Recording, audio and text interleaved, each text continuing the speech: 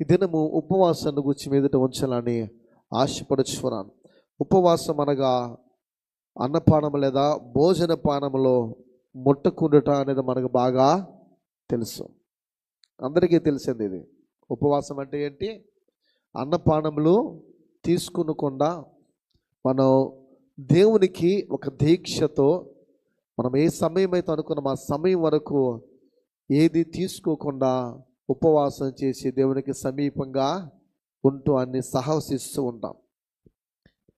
9వ అధ్యాయం 1వ వచనంలో రాయబడినట్లు నెహెమ్యాలో, విరిగి నలిగిన పశ్చాత్తాప హృదయము చేయు గొప్ప కార్యము ఉపవాసము. విరిగి నలిగినటువంటి పశ్చాత్తాపం అనేది జీవితంలో కలిగి ఉండాలి. అలాంటి పశ్చాత్తాపంతో హృదయం ఎప్పుడైతే ఉంటుందో దాని ద్వారా చేయబడిన కార్యాలు అమోఘముగా లేదా గొప్పవిగా ఉంటాయని పరిశుద్ధ లేఖనాల్లో అటు పాత నిబంధనలో అనేకమైనవి కనిపిస్తున్నట్లు మనకి దేవుని లేఖనాల్లో వ్రాయబడి ఉన్నాయి. దేవుని సన్నిధిలో తప్పిదములు కూడా ఒప్పుకొని సమయాన్ని గడపడం అనేది చాలా ప్రాముఖ్యమని అదే 9వ అధ్యాయం 2వ వచనంలో అంటాడు, ఇశ్రాయేలీయులు అన్ని జనులందరిలో నుండి ప్రత్యేకింపబడిన వారై నిలువబడి తమ పాపములను తమ పితరుల పాపములను ఒప్పుకొనేది. ఏం చేస్తున్నారట వారు? 4వ దినం ముందు ఇశ్రాయేలులు ఉపవాసం ఉండి గోని పట్ట కట్టుకొని తల మీద ధూళి పోసుకొని కూడి వచ్చారు. అంటే విరిగి నరిగిన హృదయాలతో వారు వస్తున్నారు తగ్గించుకొని. ఆ 2వ వచనంలో ఇశ్రాయేలులు అన్యజనులు అందరిలో నుండి ప్రత్యేకింపబడిన వారు. నేటి కాలంలో అన్య జనాంగాల నుండి క్రైస్తవులు ప్రత్యేకింపబడినటువంటి వాళ్ళు మనము. ఇక్కడ వీరు ఏ రీతిగా ఉన్నారో మనము అలాగే తమ పాపములను తమ పితరుల పాపాలను వారు ఒప్పుకున్నారు. ఉపవాసం అంటే పిల్లల మరో విషయంలో దేవుని సన్నిధిలో తప్పిదాలను ఒప్పుకుంటూ గడిపే అద్భుతమైన సమయము. అంటే ఇలాంటి ఉపవాస ప్రార్థనలకు మనం వచ్చినప్పుడు వ్యక్తిగతమైన పొరపాటులు తప్పిదాలు ఒప్పుకోవాలి దేవుని సన్నిధిలో, కుటుంబపరమైనవి ఒప్పుకోవాలి, పితరుల పాపాలను ఒప్పుకోవాలి. లేకపోతే నేటి కాలంలో మనం ఎలా ఉన్నామో మన వైఖరిని దేవునికి తెలియచేస్తూ సంఘముగా మన లోపాలను దేవునికి ప్రభుకి ఏం చేయాలి? తెలియచేస్తూ ఒప్పుకునేవారుగా ఆ సమయాన్ని గడిపేవారుగా ఉండాలని దేవుని లేఖనాల ద్వారా మనం అర్థం చేసుకోవచ్చు. ప్రియమైన దైవజనమా, దేవుని బిడలారా, చేరువచ్చిన నీవు ఈ దేవుని యొక్క మాటలు వినుటకు వేగిరపడుతూ సంసిద్ధురాలే వచ్చిన నీవు నీ జీవితంలో ఏ విధమైనటువంటి ఆలోచనతో, ఏ విధమైన దృక్పథముతో లేదా ఏ విధమైనటువంటి ఒక ఉద్దేశముతో, ఒక భావనతో దేవాలయానికి ఈ ఉపవాస ప్రార్థనకి వచ్చినావో అది నీకు బాగా తెలుసు. నీ ఉద్దేశాలు సఫలపరచబడాలంటే, నీ కోరికలు నెరవేర్చబడాలంటే, నీ ఆలోచనలు నీ దృష్టికి భావికాలం లేదా భవిష్యత్తులో అవి నీకు ఆనందకరంగా అనిపించాలంటే ఇప్పుడు నీ ఉద్దేశం ఏంటో దేవుడికి నువ్వు తప్పకుండా, నీ తీర్మానం ఏంటో దేవుడికి తప్పకుండా అది ఆయనకి మెచ్చేదిగా అంగీకరించేదిగా ఉండేటట్లు నీవు తప్పకుండా ప్రభు సన్నిధిలో తెలియచేయాలని దేవుని సేవకునిగా తెలియజేస్తున్నాను. ఉపవాసము మొదటిగా గమనిస్తే ఎలాంటి నియమాలతో మనం చేయాలి?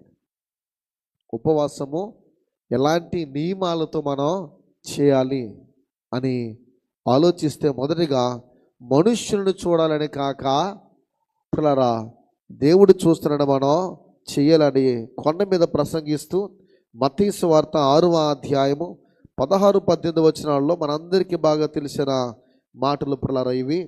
ఆయన చేయనప్పుడు వేషధారుల వల్లే దుఃఖముఖులై ఉండకుడి, తాము ఉపవాసము చేయుచున్నట్లు మనుష్యులకు కనబడవలనని వారు తమ ముఖములను వికారము చేసుకొందురు, వారు తమ ఫలము పొంది ఉన్నారని నిశ్చయముగా మీతో చెప్పుచున్నాను. ఉపవాసము చేయుచున్నట్లు మనుష్యులకు కనబడవలన కాక రహస్యమందును నీ తండ్రికే కనబడవలను. నీ ఉపవాసము చేయనప్పుడు నీ తల అంటుకొని నీ ముఖము కడుక్కున్నాము. మనుష్యులు చూడాలని కాక దేవుడు లేదా తండ్రి చూస్తున్నాడని నువ్వేం చేయాలి? తండ్రికి తెలిసేటట్లు నువ్వు ఉపవాసము చేయాలని దేవుని వాక్యము అంటే నియమము. ఉపవాసం యొక్క నియమాల్లో ప్రప్రథమగా మొదటిది ఏంటంటే, నీవు మనుష్యులు చూస్తున్నారు చూడాలనే భావనతో చేయకూడదు. చాలామంది ఉపవాసాలు చాలా చిత్రాలుగా ఉంటాయి. బైబిల్లో ఉపవాసం గురించి చాలా విషయాలు వ్రాయబడ్డాయి పాత నిబంధనలో. ఈ లెంట్ సీజన్ మనం ఎదుర్కొని పోతున్నాం కదా, 18 నుండి. చాలామంది 40 days ఉంటారు, చాలా గొప్పగా చెప్తారు. ఎలా అంటారంటే, ఈ 40 రోజులు ఏం మేము తినమండి, శీతల పానీయాలు లేవా, లేకపోతే జ్యూసులు, ఇలా కొబ్బరి బొండాలు ఇలాంటివి తీసుకుంటామండి అని చెప్పే వాళ్ళు ఉంటారు. నేను ఇన్ని రోజులు ఉపవాసం చేస్తానని ఏం చేస్తారు, ఇంట్లో ఉన్న వాళ్ళకి చెప్తారు, మనకు తెలియని వారికి చెప్తారు, తెలిసిన వారికి కూడా చెప్తారు. బైబిల్ ఏమంటుందంటే, నీవు చేస్తున్న ఉపవాసం ఎవరికి కూడా తెలియకూడదు, మనుష్యులకు తెలియకూడదు. అది రహస్యమందు చూచు నీ తండ్రికి, నీ హృదయ ఆంతర్యాన్ని ఎరిగినటువంటి దేవునికి. అగోచరుడిగా ఉన్నటువంటి దేవుడు నీ హృదయంలో ఎప్పుడు గోచరుడు అంటే, కంటికి కనబడిన దేవుడు నీ హృదయంలో ఎప్పుడు నీకు కనబడేవానిగా ఆయన ఉండాలంటే, నీ హృదయము దేవునికి ఇంపైనదిగా ఉండినట్లు నీ ఉపవాస నియమావళి, నీ దీక్ష అనేది ఉండాలి. అంటే దీన్ని బట్టి మనం అర్థం చేసుకోవాల్సిన విషయం, వెలిపట నీలాంటి మనుషులకి ఎవరికీ తెలియకుండా నీ ఉపవాసమును నీవు చేయాలి. అదే ఉపవాసంలో ఏ నియమాలతో మనం చేయొచ్చాలంటే, పరిపూర్ణ భక్తి, పరిపూర్ణమైనటువంటి ఆలోచన మనలో ఉండాలని జకర్యా గ్రంథంలో, ప్రత్యేకంగా పాత నిబంధన గ్రంథంలో 7వ అధ్యాయము 5-6 వచనాల్లో కనిపిస్తుంది. పిల్లరా, జకర్యా గ్రంథం మనం చూస్తే, చదవన్నమ్మా. యాజకులకును నీవి మాట తెలియజేయవలను, ఈ జరిగిన 70 సంవత్సరములో ఏటేటా 5వ నెలను 7వ నెలను ఉపవాసం ఉండి దుఃఖము సలుపుచు వచ్చినప్పుడు నా యందు భక్తి కలిగే ఉపవాసం ఉంటిరా అని ప్రశ్నిస్తున్నాడు ఇక్కడ. మరియు మీరు ఆహారం పుచ్చుకున్నప్పుడు స్వప్రయోజనమునికే కదా పుచ్చుకొట్టిరి, మీరు పానము చేస్తున్నప్పుడు స్వప్రయోజనముకే కదా పానము చేసేదరి అని మాట్లాడుతూ ఉన్నాడు. పిల్లరా, ఎలాంటి నియమాలతో మనం చేయాలంటే, పరిపూర్ణమైన భక్తితో చేయాలి. ఉపవాసం చేయాలని ఆలోచనకు వచ్చినప్పుడు దేవుని యందు ఒక భయంతో వస్తుంది. ఆ ఉపవాసం ఎలా చేయాలని అంటాడంటే, భక్తి అందులో ఉండాలి. భక్తి చాలా ప్రాముఖ్యం. ఆ భక్తి దేవునికి అంగీకారమైనటువంటిదిగా ఉండినట్లు మనం చూసుకోవాలి. ప్రతి సందర్భంలో మనం మన జీవితంలో పరిశీలన చేసుకుంటూ బహుభక్తితో, పరిపూర్ణమైన భక్తితో ఉపవాసాన్ని మనం చేయాలి. చూడండి, కొంతమంది తుమ్మితే ఆ ప్రభువా అంటారు, కొంతమంది నిద్రపోతే అలాంటి సేవకులు హల్లెలూయా అని గట్టిగా అంటారు. అంటే కొన్ని విచిత్రమైన సంఘటనలకు, సిచ్యువేషన్స్కి మనుషులు ఏం చేస్తారంటే దేవుని నామాన్నే ఉచ్చరిస్తారు. అంటాడు, నీ దేవుడైన యెహోవా నామమును వ్యర్థముగా ఉచ్చరింపకూడదు అని. హల్లెలూయా అనే పదము చాలా విలువైనటువంటిది. అది ఎప్పుడు దాన్ని మనం వాడాలో, ఎప్పుడు దాన్ని బిగ్గరగా పలకాలో, ఎప్పుడు బిగ్గరగా పలకకూడదు కూడా బైబిల్ ఉంది. అంటే ఈ మాట ఎందుకు చెప్తానంటే, భక్తి అనే కోవలు లేదా భక్తి అనేటువంటి ఆ పదములో మనం చేస్తున్న అనుదిన ఆత్మ సంబంధమైన కార్యం ఏదైనా సరే ఉందంటే, దేవుని ఆరాధించే ఆ క్రమము, లేదా దేవునికి చేస్తున్న ఉపవాస దీక్ష, దేవునికి చేస్తున్న ప్రార్థన విధానములో ఈ భక్తి అనేది చాలా శ్రేష్టమైనది. ఆ భక్తి దేవునికి అంగీకారంగా ఉండేటట్లు మనం చూసుకోవాలి. దేవుడు చూస్తున్నాడు అని మనం చేయాలి. ఉపవాస నియమావళిలో రెండవదిగా మన జీవితంలో భక్తి చాలా అవసరం. అందుకే కాలేబును గురించి అద్భుతమైన స్టేట్మెంట్ ఇస్తూ ఉంటాడు. పిల్లరా, నిండు మనసుతో, ఆ నిండు హృదయముతో ఆయన దేవుణ్ణి అనుసరించాడని. పరిపూర్ణమైన భక్తి మన జీవితంలో చాలా అవసరం. ఆ భక్తి ఉంటేనే ఉపవాసం మనం చేయగలం. అమ్మ మీరు మోకరించండి అమ్మా, బాబు మీరు కూర్చోండి బాబు, బైబిల్ తెచ్చారమ్మా, బైబిల్ చూడండి అమ్మా అని పాస్టర్ గారు ఎవరు చెప్పవసరం లేదు, మీకు సంఘ నాయకులు ఎవరు మీకు తెలియజేయ అవసరంలే. ఎందుకంటే భక్తిగల పడతులకు, భక్తిగల పురుషులకు, లేదా భక్తిగలటువంటి దేవుని బిడలకు ఈ మూలపాఠాలు చెప్పవసరంలే. నేను చర్చికి వెళ్తున్నాను, బైబిల్ తీసుకొని వెళ్ళాలి. నేను మందిరానికి వెళ్తున్నాను, మందిరానికి వచ్చేసాను కనుక బయట ఉన్నటువంటి ప్రపంచం వేరు, ఈ ప్రపంచము వేరు. ఈ దేవుని సన్నిధి ఇక్కడ ఎలా కూర్చోవాలో, ఇక్కడ ఎలా ఉండాలో, ఏం చేయాలో ఇవన్నీ చిన్నప్పుడు మనం నేర్చుకున్నామే. అవి ఇంకా మనం నేర్చుకున్నామంటే, నేర్చుకునే వారికి ఉంటున్నామంటే మన స్థాయి, మన స్థితి, మన పరిస్థితి ఇంకెక్కడో ఉంది అని మనకే జవాబిట్టే తెలుస్తుంది. అంటే భక్తిలో ఉన్నటువంటి విషయము, ఈ భక్తిలో మనం ఉన్నామా లేదనేది మనం పరిశీలించుకోవాలి. మందిరంలో ఏం జరుగుతున్నా మన ఏకాగ్రత, మన దృష్టి అంతా ఎవరి కొరకు వచ్చామో ఆయన వైపే ఉండాలి, దాని వైపే మన యొక్క దృష్టి ఉండాలి. ఇంకా మరో విషయం చెప్పుకోవాలంటే, తగ్గించుకునే మనస్సుతో మనం ఈ ఉపవాస నియమావళిని కొనసాగించాలి. తగ్గించుకునే స్వభావం లేదా మనస్సు ఉండాలి. పిల్లల ఎలాంటి నియమాలతో చేయాలంటే, మనుష్యులు చూడాలనే చేయకూడదు. మన జీవితంలో పరిపూర్ణమైన భక్తితో మనం చేయాలి.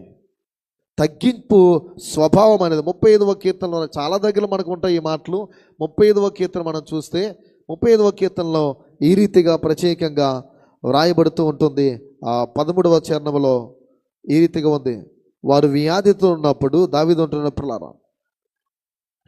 ఉన్నప్పుడు గోని పట్ట కొట్టుకుంటేని, ఉపవాసము చేత నా ప్రాణమును ఆయాసపరుచుకుంటని, అయినను నా ప్రార్థన నెదలోనికి తిరిగి వచ్చినది. ఇక్కడ మనం గమనించండి, ఎలా గోని పట్ట కొట్టుకొని ఉపవాసము చేత నా ప్రాణము ఆయాసపరుచుకుంటని.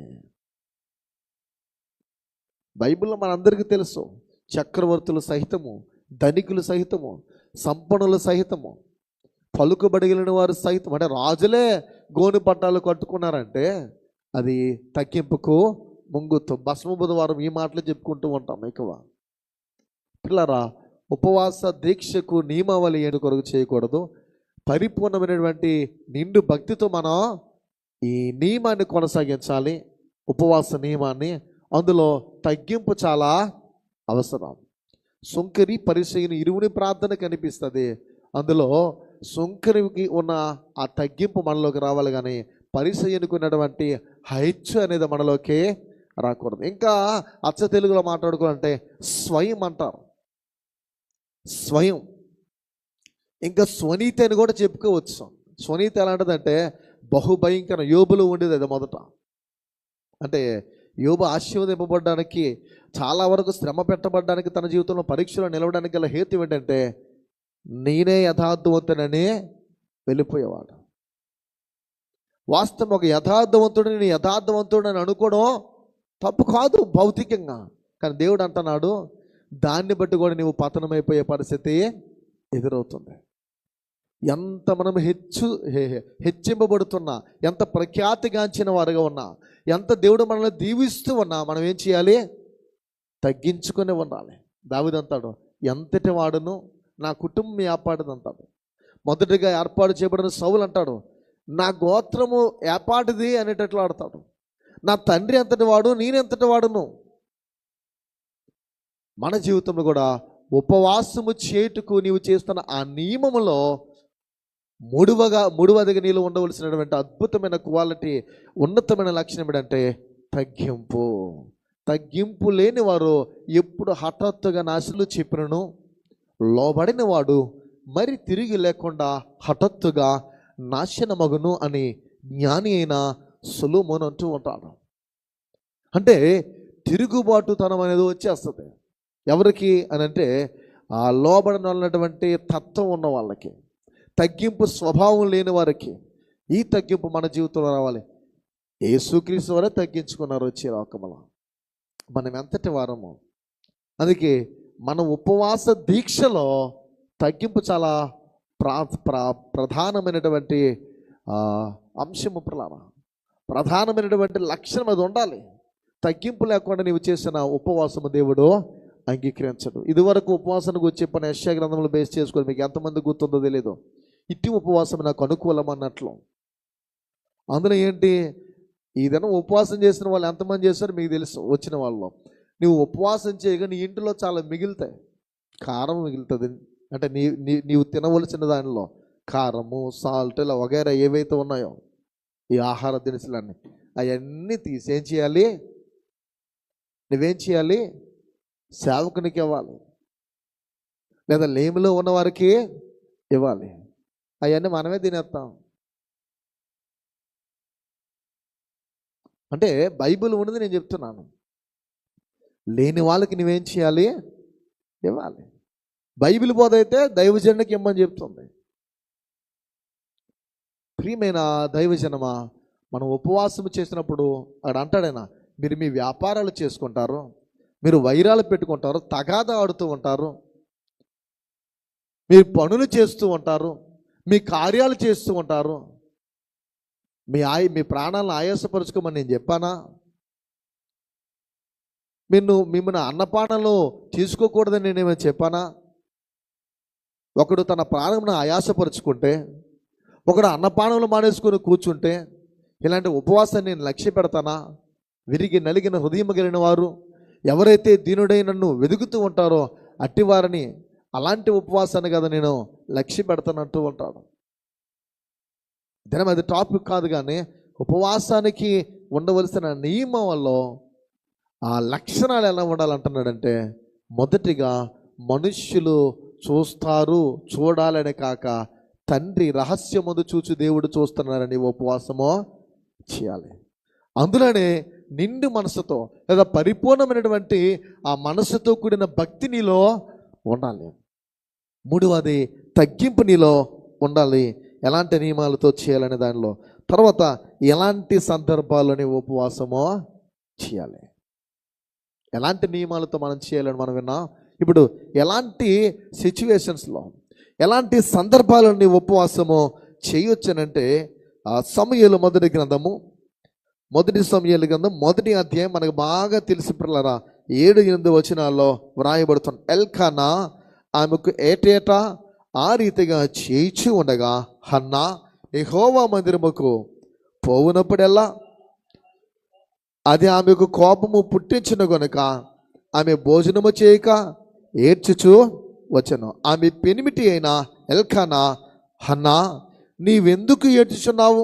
నీవు భోజనము మానుటే ఎలా? నీకు మనోవిచారం ఎందుకు కలిగినది? 10 మంది కుమారుల కంటే నేను నీకు విశేషమైన వాడను కానా?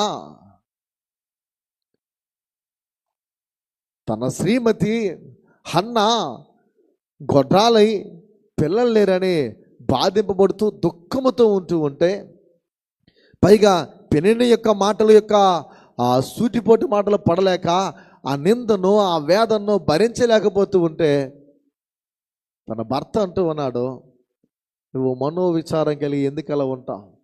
ఎందుకు రోజు దుఃఖిస్తావు? చూడండి, ఈ దినాలు కూడా కనిపిస్తారు. పెళ్ళయి సంతానం కలగపోయి 1 సంవత్సరం కలుగుకపోతే చాలు, ఆ మంచం మీద ఏదో కోల్పోయినట్లు స్త్రీ తల్లులు ఏం చేస్తారు, ఆడవాళ్ళు అలాగే ఏడుస్తూ ఉంటారు. నాకు వివాహం జరిగిన తర్వాత మాకు సంతానం ప్రారంభమే కలిగింది, కానీ అబార్షన్స్ ఎక్కువయ్యాయి. మా పాస్టర్ వరకు 7 అబార్షన్స్ అయ్యాయి. బ్లడ్ గ్రూప్ B నెగిటివ్, పెద్ద పాపకు ముందు, పెద్ద పాప తర్వాత కూడా అయ్యాయి. ఇది మాటలు చెప్తున్నంటే ఆవిడ అలాగే విచారంగా ఉండేది. ఈయన అంటున్నాడు అంటే సహజంగా ఈ మాట చెప్తున్నాను, సహజమైనటువంటి అనుభవం స్త్రీల్లో ఇది. ఆమె అలా ఉంటే ఈయన అంటున్న మాట ఏంటంటే, 10 మంది కుమారుల కంటే నేను నీకు విశేషమైన వాడనో కానా? భర్త అంటే హన్నాకు అమితమైన ప్రేమ ఉండొచ్చు, విశేషమైన వాడై ఉండొచ్చు, కానీ మాతృమూర్తి అని అనిపించుకోవాలంటే, ఒక తల్లి అని ఆమె అనిపించుకొని పిలువబడాలంటే, సమాజంలో దేవుడిచ్చిన ధన్యకరమైనటువంటి తల్లి ధన్యత అనేది ఆ బిడ్డల వలనే కలుగుతుంది. పిల్లరా, గమనించిన ఎలా ఆ వాక్యమును మనం ఎలాంటి సందర్భంలో చేయమంటే, వ్యక్తిగత శోధన, ప్రాణాపాయము ఉన్నప్పుడు ఏం చేయాలి? ఉపవాసం చేయాలి. వ్యక్తిగతమైన శోధన, దూషణలు, శోధనలు లేదా దుష్ట సంబంధమైన శోధనలు చోటు చేసుకున్నప్పుడు, ప్రాణాపాయకరమైన పరిస్థితులు ఉన్నప్పుడు ఉపవాసం చేయొచ్చు. అందుకే ఇక్కడ అన్నపానంలో మాని ఉపవాసం చేసినట్లు తర్వాత కుమారుడిని బాలుడైన సమూయేలుని ఆమె పొందుకుంటా ఆ అధ్యాయంలో మనం చూడగలం. వ్యక్తిగతమైన శోధన ఎస్తేరు గ్రంథం మనకు కనిపిస్తుంది. పిల్లరా, దేవుని లేఖనాల్లో మనం చూస్తే 4వ అధ్యాయం 16వ వచనంలో కనిపిస్తున్న మాట ఒకసారి చదువుకుందాం. పోయి యూదులందరని సమాజ మందిరమునకు సమకూర్చి నా నిమిత్తము ఉపవాసం ఉండి 3 దినముల అన్నపానములో చేయకుండుడి. నేనును నా పనికెత్తులను కూడా ఉపవాసముందుము. చాలమ్మా, అక్కడ ఆమె అన్నపానంలో మానుకుంది వ్యక్తిగతంగా. ఇక్కడ కూడా మనం గమనించిన ఎలా ప్రాణాపాయకరమైన పరిస్థితుల్లో ఉన్నప్పుడు కూడా ఉపవాసము నువ్వు ఎలాంటి సందర్భంలో చేయొచ్చు అనేది కనిపిస్తుంది. ఒక జాతి, ఒక జనాంగమే ప్రాణాపాయకరమైన పరిస్థితులు ఇక్కడ కనిపిస్తూ ఉంది. నీచుడైన హామాను చేసిన కుట్రకు యూదులందరూ కూడా బలయ్యే పరిస్థితి అక్కడ ఎదురైంది. వారు చనిపోయే పరిస్థితి, కుట్ర శాసనాన్ని చేశారు. అలాంటి సమయంలో ఎస్తేరు తన పనికత్తెలతో సహా ఉపవాసం ఉంటానంటుంది. సమాజం అంతటిని కూడా ఉపవాసము చేయమని తెలియజేస్తున్న మాటలు మనకు కనిపిస్తున్నాయి. ఎలాంటి సందర్భాల్లో నీవు ఉపవాసము చేయాలంటే, వ్యక్తిగతమైన శోధనలు ఎదురైనప్పుడు, ప్రాణాపాయకరమైన పరిస్థితులు చోటు చేసుకున్నప్పుడు నీవు ఉపవాసము చేయవచ్చు. రెండవదిగా నీవు చెప్పుకోవాలంటే, దేశ పరిస్థితి బాగులేనప్పుడు నీవు ఉపవాసము చేయాలి. లేదా నీవు నివసిస్తున్న ప్రాంత పరిస్థితి బాగులేనప్పుడు ఉపవాసము చేయొచ్చని 1 సమూయేలు గ్రంథము 7వ అధ్యాయము 5-6 వచనాల్లో పిల్లరా చక్కటి మాటలు మనకి వ్రాయబడుతున్న విధం మనం గమనించవచ్చు. 7వ అధ్యాయం 5-6 వచనాలు ఎలా ఉన్నాయి? అంతటి సమూయేలు ఇశ్రాయేలు అందరినీ మిస్పాకు పిలువనంపడి, నేను మీ పక్షమున యెహోవా ప్రార్థన చేతునని చెప్పగా, వారు మిస్పాలో కూడుకొని నీళ్లు చేది యెహోవా సన్నిధిని కుమ్మరించి ఆ దినము ఉపవాసం ఉండి యెహోవా దృష్టికి మేము పాపాత్ములమని ఒప్పుకొనిరి. మిస్పాలో సమూయేలు ఇశ్రాయేలుకు న్యాయము తీర్చుచు వచ్చెను. ప్రియమైన దేవుని బిడ్డలారా, ఇక్కడ దేవుని యొక్క లేఖనాల్లో కనిపిస్తున్న మాటలు మనం గమనించాలి. ఇక్కడ దేశ పరిస్థితి, నివసిస్తున్న ప్రాంత పరిస్థితి బాగులేనప్పుడు నువ్వు ఉపవాసమో చేయాలి. అన్నపానంలో మానుకొని నువ్వు దీక్ష చేయవచ్చు. ఇక్కడ వీరి పరిస్థితి బాగులేదు, అందుకే వారు చేస్తున్న పని కనిపిస్తుంది. వారందరినీ మిస్పాకు రమ్మని తెలియచేస్తున్న విధము మనకి లేఖనాల్లో వ్రాయబడింది. మీ పక్షమని యెహోవాకి నేను ప్రార్థన చేస్తాను. అందుకే మన నివసిస్తున్న ప్రాంత పరిస్థితులు బాగలేనప్పుడు, మన కుటుంబ పరిస్థితులు బాగలేనప్పుడు, మన దేశ పరిస్థితి, పట్టణాల పరిస్థితులు బాగలేనప్పుడు నువ్వు ఉపవాసము చేయొచ్చు. ప్రియమైన దేవుని సంగమ, పవిత్ర కార్య సాధన కొరకు, అంటే ఒక పరిశుద్ధమైన కార్యాన్ని నీవు పూనుకోవడానికి ఉపవాసము చేయొచ్చు. ఒక పరిశుద్ధమైనటువంటి కార్యాన్ని నీవు చేయడానికి, దాని ఆశకు దాని కొరకు నీవు ఉపవాసము చేయొచ్చని అపోస్తల కార్యం మనం చదువుకున్న మూలవాక్యము 13వ అధ్యాయం 3వ వచనంలో, అంతటా వారు ఉపవాసం ఉండి ప్రార్థన చేసి వారి మీద చేతులుంచి వారిని పంపిరి. ఒక పరిశుద్ధ కార్య సాధన కొరకై ఉపవాసము చేయొచ్చు. సంఘములో నుండి, కుటుంబంలో నుండి, సమాజంలో నుండి కొంతమందిని, 2, 3, 4, ఎంతమంది అయినా సరే, మరి ప్రభు పరిచర్య కొరకు పరిశుద్ధమైన కార్యాన్ని వారు చేటుకు ముందుకు వెళ్తున్నప్పుడు అందరూ కలిసి ఉపవాసము చేయాలి. దాని వలన ప్రభువు గొప్ప కార్యాల్లో చేయగలడు. దాని వలన ఉన్నతమైన ఆశీర్వాదాలు, దీవెనలు మనం అనుభవించగలమని మన జీవితంలో గమనించాలి సంగమా. ఎలాంటి నియమాలతో చేయాలి చెప్పండి? ఉపవాసం ఎలాంటి నియమాలతో చెప్పాలి? ఎవరైనా చెప్పాలా? మనుషులు కనబడిన కాక భక్తితో, పరిపూర్ణమైన భక్తితో తగ్గించుకొని. ఎలాంటి సందర్భాలు చేయొచ్చు? ప్రాణభయము, వ్యక్తిగతమైన శోధన, దేశ పరిస్థితి బాగులేనప్పుడు, ఇంకా మన కుటుంబ పరిస్థితులు బాగులేనప్పుడు, అంటే మనం నివసిస్తున్న ప్రాంత పరిస్థితులు ఏది బాగులేనప్పుడైనా సరే మనం ఉపవాసము చేయొచ్చు సందర్భాల్లో. ఇంకొక మాట చెప్పాను, ఒక పరిశుద్ధమైన, చివరిగా చెప్పింది, పరిశుద్ధమైన పవిత్రమైన కార్యాలను మనం చేయడానికి ఉపవాసము చేయొచ్చు. మన ఇంట్లో నుండి కూడా మన పిల్లలు ఎవరైనా ప్రభు పరిచర్యకి వెళ్తానంటే, లేదా ఇంట్లో ఉన్న భర్త కానీ భార్య కానీ ఒక వాక్యం చెప్తానికి వెళ్తానన్నప్పుడు కానీ, లేదా రాబోయే కాలంలో ఈ కార్యాన్ని చేయబోతున్నానని ముందుకు పూనుకున్నప్పుడు, లేదా నాయకత్వంలో ఈ పనిని చేపడుతున్నామని చేస్తున్నప్పుడు.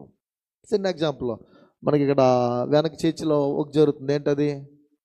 లిఫ్ట్ వేస్తాను, అవునా?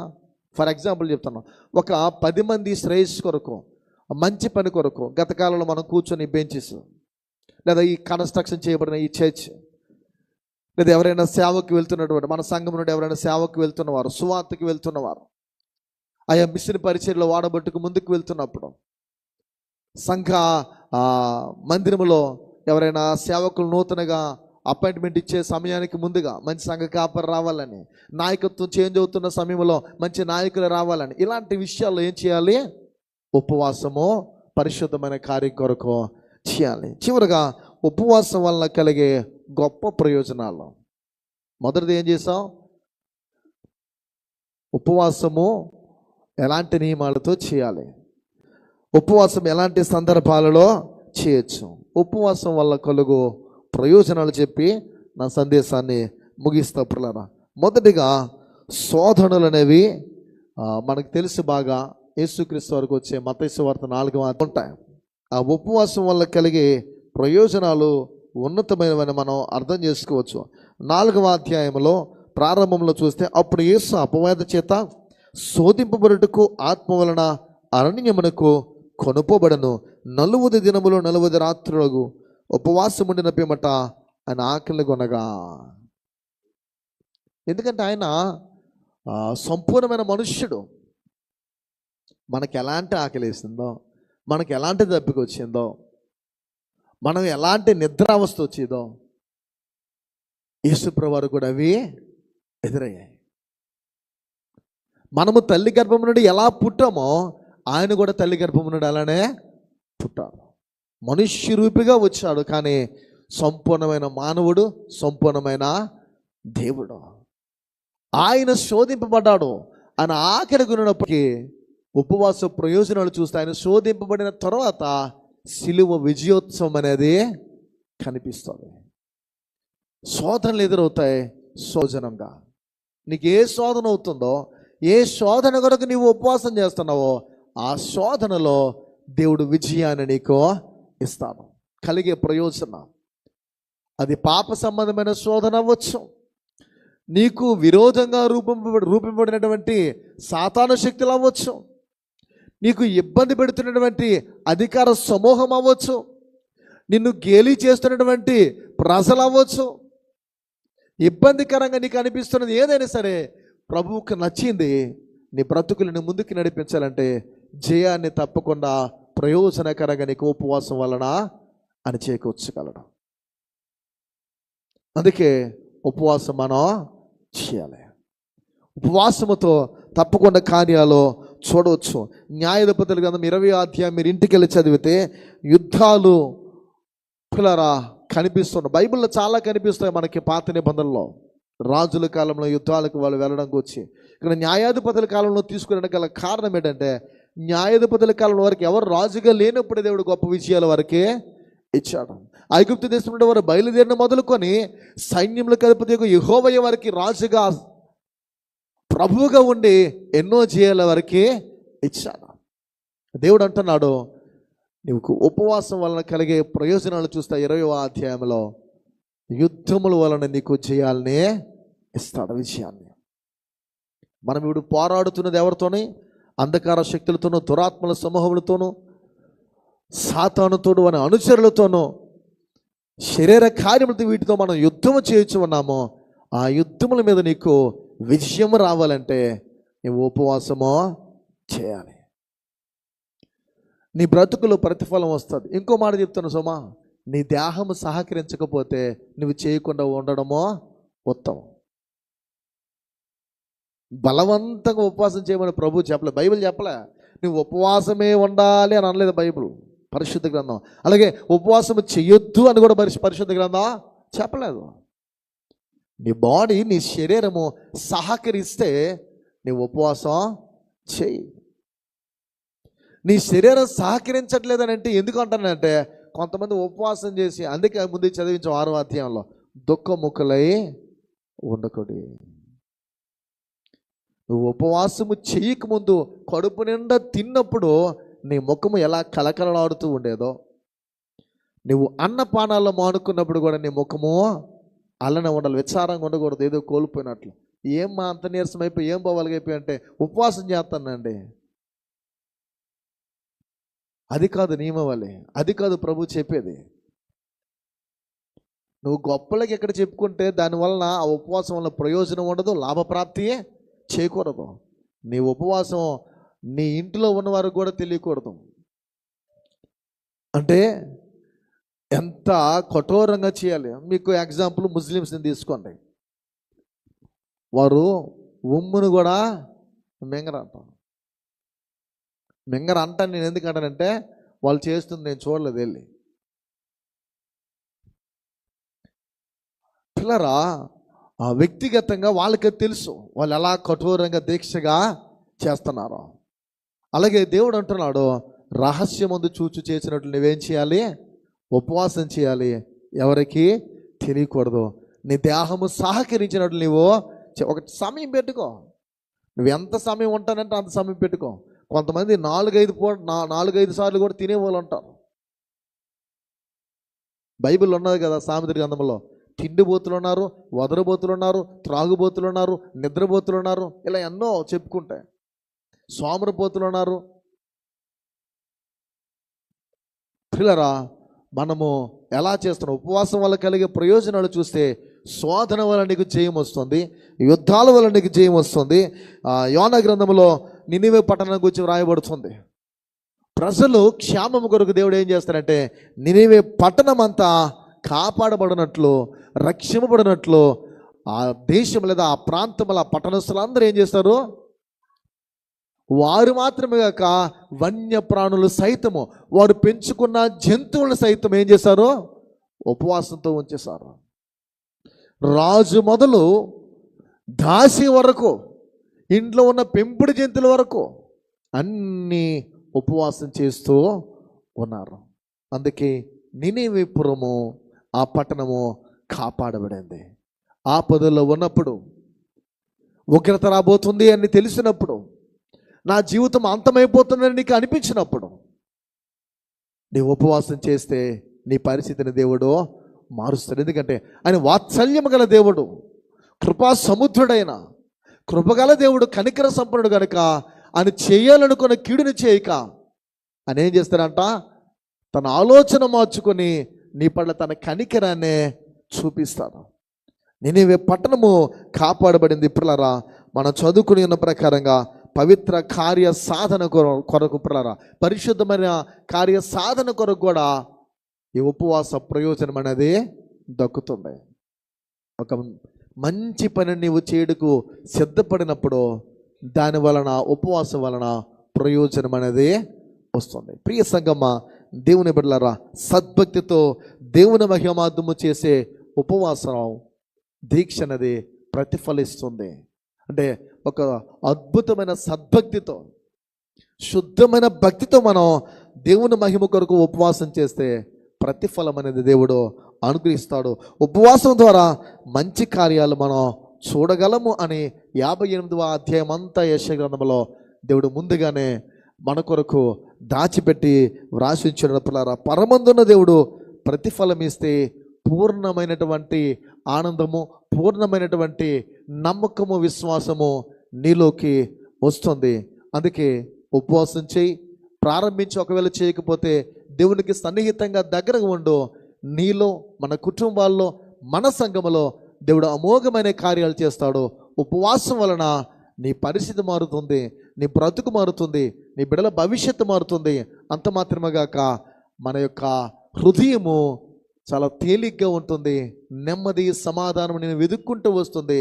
ప్రభుకు దగ్గరగా నీవు ఉండి ఈ లోకములో భౌతికపరమైన సిరులు లేదా ధనధాన్యాలు కాక ఆత్మ సంబంధమైన ఐశ్వర్యాన్ని, ఆత్మ సంబంధమైన దీవెనలు మనం అందరం అనుభవిస్తాం. పరలోకమందు మన ధనాన్ని సమకూర్చుకుంటాం. అట్టి ధన్యతను, అట్టి ఆశీర్వాదాన్ని దేవదేవుడు మనందరికీ, సంఘానికి కలుగు చేయాలని రండి తలలు ఉంచుకుందాం, ప్రార్థన చేద్దాం. దేవుడి మాటలు దీవించునుగాక.